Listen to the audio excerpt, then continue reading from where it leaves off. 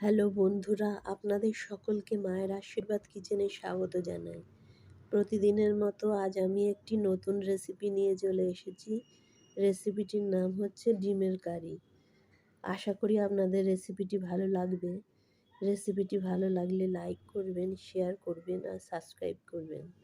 চলুন রেসিপিটি শুরু করা যাক। এর জন্য ডিমটাকে আগে ভেজে নিচ্ছি। কড়াইতে জিরা ফোড়ন দিয়ে দিলাম,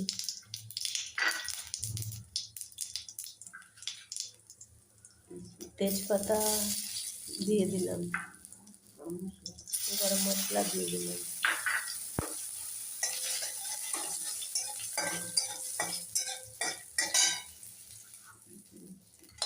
পেঁয়াজটা দিয়ে দিলাম।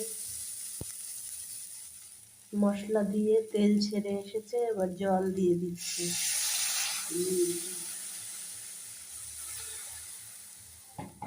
একটু নুন দিয়ে দিচ্ছি স্বাদ মতো।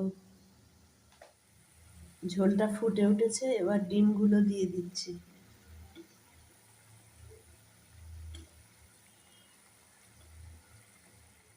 তৈরি হয়ে গেছে ডিমের কারি রেসিপি। মশলা দিয়ে দিচ্ছি। মশলা আর পেঁয়াজটাকে ভালোভাবে কষিয়ে নিচ্ছি।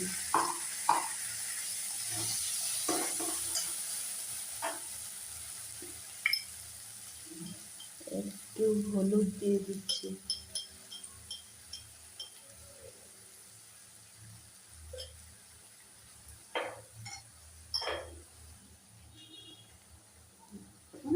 একটু কাশ্মীরি লঙ্কার গুঁড়ো দিয়ে দিচ্ছি।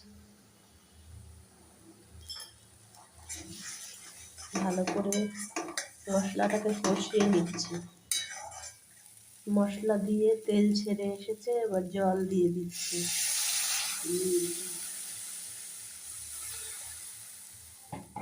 একটু নুন দিয়ে দিচ্ছি স্বাদ মতো। ঝোলটা ফুটে উঠেছে, এবার ডিমগুলো দিয়ে দিচ্ছি।